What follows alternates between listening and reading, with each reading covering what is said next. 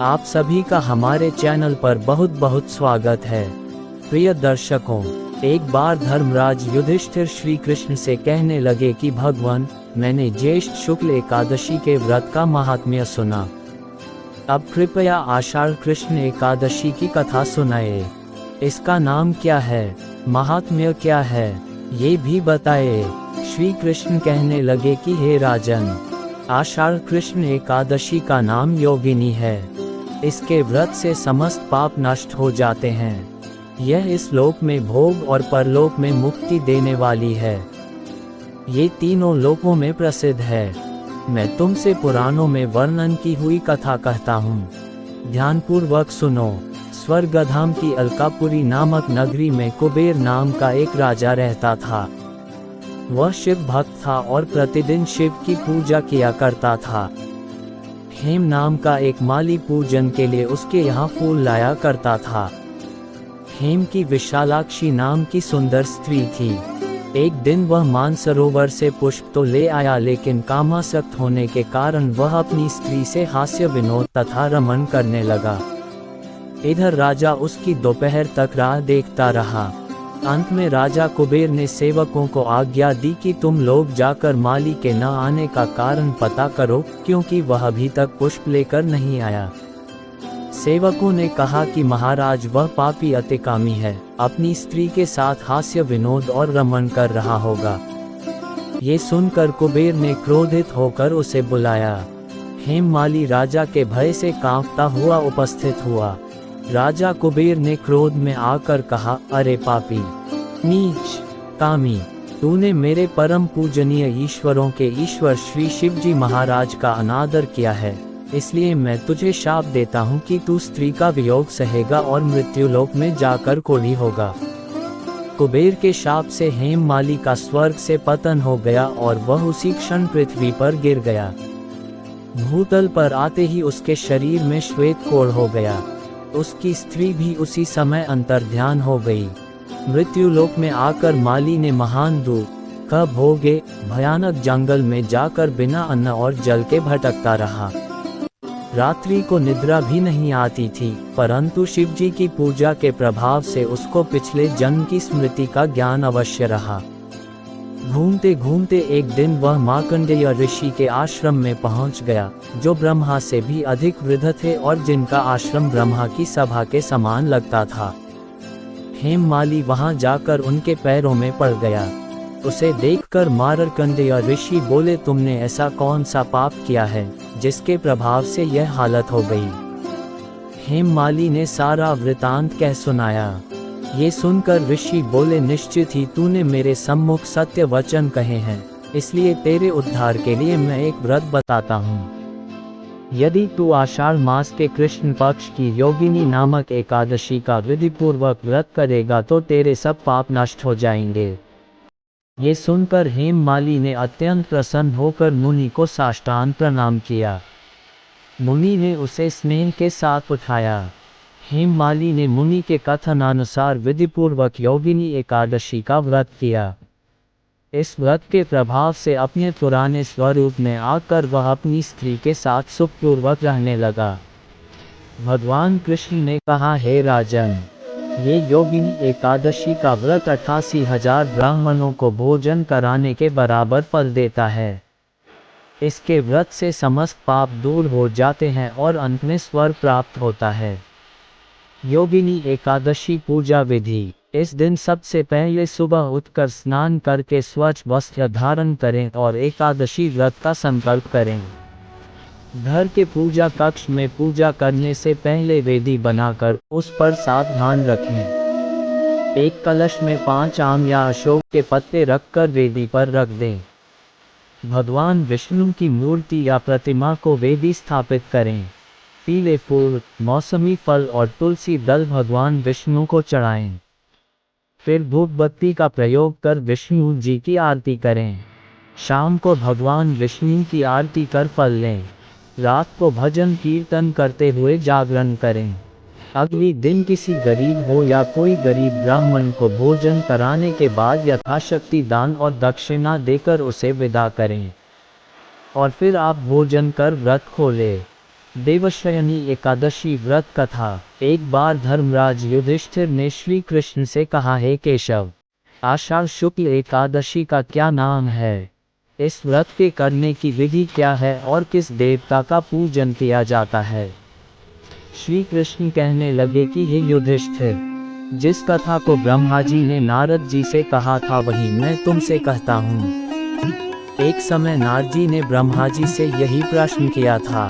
तब ब्रह्मा जी ने उत्तर दिया कि हे नारद, तुमने कलियुगी जीवों के उद्धार के लिए बहुत उत्तम प्रश्न किया है, क्योंकि देवशयनी एकादशी का व्रत सब व्रतों में उत्तम है। इस व्रत से समस्त पाप नष्ट हो जाते हैं और जो मनुष्य इस व्रत को नहीं करते वे नरकागामी होते हैं। इस व्रत के करने से भगवान विष्णु प्रसन्न होते हैं। इस एकादशी का नाम पद्मा है। अब मैं तुमसे एक पौराणिक कथा कहता हूँ, तुम मन लगाकर सुनो। सूर्यवंश में मानधाता नाम का एक चक्रवर्ती राजा हुआ है, जो सत्यवादी और महान प्रतापी था। वह अपनी प्रजा का पुत्र की भांति पालन किया करता था। उसकी सारी प्रजा धन धान्य से भरपूर और सुखी थी। उसके राज्य में कभी अकाल नहीं पड़ता था। एक समय उस राजा के राज्य में 3 वर्ष तक वर्षा नहीं हुई और अकाल पड़ गया। प्रजा अन्न की कमी के कारण अत्यंत दुखी हो गई। अन्न के न होने से राज्य में यज्ञादि भी बंद हो गए। एक दिन प्रजा राजा के पास जाकर कहने लगी कि हे राजा, सारी प्रजा त्राही त्राही पुकार रही है, क्योंकि समस्त विश्व की सृष्टि का कारण वर्षा है। वर्षा के अभाव से अकाल पड़ गया है और अकाल से प्रजा मर रही है। इसलिए हे राजन, कोई ऐसा उपाय बताओ जिससे प्रजा का कष्ट दूर हो। राजा मानधाता कहने लगे कि आप लोग ठीक कह रहे हैं। वर्षा से ही अन्न उत्पन्न होता है और आप लोग वर्षा न होने से अत्यंत दुखी हो गए हैं। मैं आप लोगों के दुखों को समझता हूँ। ऐसा कहकर राजा कुछ सेना साथ लेकर वन की तरफ चल दिया। वह अनेक ऋषियों के आश्रम में भ्रमण करता हुआ अंत में ब्रह्मा जी के पुत्र अंगिरा ऋषि के आश्रम में पहुंचा। वहां राजा ने घोड़े से उतरकर अंगिरा ऋषि को प्रणाम किया। मुनि ने राजा को आशीर्वाद देकर कुशलक्षेम के पश्चात उनसे आश्रम में आने का कारण पूछा। राजा ने हाथ जोड़कर विनीत भाव से कहा कि हे भगवान, सब प्रकार से धर्म पालन करने पर भी मेरे राज्य में अकाल पड़ गया है। इससे प्रजा अत्यंत दुखी है। राजा के पापों के प्रभाव से ही प्रजा को कष्ट होता है, ऐसा शास्त्रों में कहा है। जब मैं धर्मानुसार राज्य करता हूँ तो मेरे राज्य में अकाल कैसे पड़ गया, इसके कारण का पता मुझको अभी तक नहीं चल सका। अब मैं आपके पास इसी संदेह को निवृत्त कराने के लिए आया हूँ। कृपा करके मेरे इस संदेह को दूर कीजिए, साथ ही प्रजा के कष्ट को दूर करने का कोई उपाय बताए। इतनी बात सुनकर ऋषि कहने लगे कि हे राजन, ये सतयुग सब युगों में उत्तम है। इसमें धर्म को चारों चरण सम्मिलित हैं, अर्थात इस युग में धर्म की सबसे अधिक उन्नति है। लोग ब्रह्म की उपासना करते हैं और केवल ब्राह्मणों को ही वेद पढ़ने का अधिकार है। ब्राह्मण ही तपस्या करने का अधिकार रख सकते हैं, परंतु आपके राज्य में एक शूद्र तपस्या कर रहा है। इसी दोष के कारण आपके राज्य में वर्षा नहीं हो रही है। इसलिए यदि आप प्रजा का भला चाहते हो तो उस शूद्र का वध कर दो। इस पर राजा कहने लगा कि महाराज, मैं उस निरपराध तपस्या करने वाले शूद्र को किस तरह मार सकता हूँ? आप इस दोष से छूटने का कोई दूसरा उपाय बताए। तब ऋषि कहने लगे कि हे राजन, यदि तुम अन्य उपाय जानना चाहते हो तो सुनो। आषाढ़ मास के शुक्ल पक्ष की पद्मा नाम की एकादशी का विधिपूर्वक व्रत करो।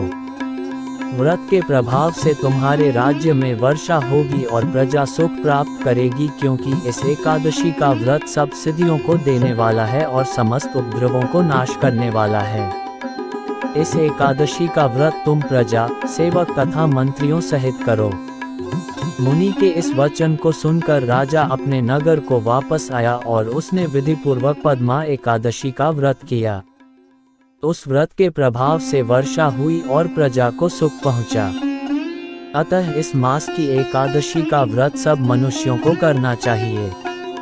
यह व्रत इस लोक में भोग और परलोक में मुक्ति को देने वाला है। इस कथा को पढ़ने और सुनने से मनुष्य के समस्त पाप नाश को प्राप्त हो जाते हैं। कामिका एकादशी व्रत कथा। एक गांव में एक बहुत ही बलवान क्षत्रिय रहता था। एक दिन उसकी किसी ब्राह्मण से हाथापाई हो गई और ब्राह्मण की मृत्यु हो गई। अपने हाथों से ब्राह्मण की मृत्यु होने के बाद उसकी क्रिया करना का विचार उसके मन में आया, लेकिन बाकी पंडितों ने उसे ऐसा करने से रोक दिया। साथ ही उसे बताया कि तुम पर ब्रह्म हत्या का दोष है। पहले तुम्हें इस पाप से मुक्ति पानी होगी, इसके लिए तुम्हें प्रायश्चित करना होगा। इस पर क्षत्रिय ने पूछा कि पाप से मुक्त होने के क्या उपाय हैं। तब ब्राह्मणों ने बताया कि सावन मास के कृष्ण पक्ष की एकादशी को भक्ति भाव से भगवान विष्णु का व्रत और पूजन कर ब्राह्मणों को भोजन करा के दक्षिणा के साथ आशीर्वाद प्राप्त करने से इस पाप से मुक्ति मिल जाएगी। क्षत्रिय ने पंडितों के बताए तरीके से व्रत किया। तब भगवान विष्णु ने उस क्षत्रिय को दर्शन दिए और उससे कहा कि तुम्हें ब्राह्मण हत्या से मुक्ति मिल गई है। ऐसी मान्यताएं हैं कि इस व्रत को ब्रह्म हत्या जैसे बड़े से बड़े पाप से मुक्ति मिल जाती है। कहा जाता है कि इस व्रत कथा को पढ़ने और सुनने से व्यक्ति को स्वर्ग लोक की प्राप्ति होती है।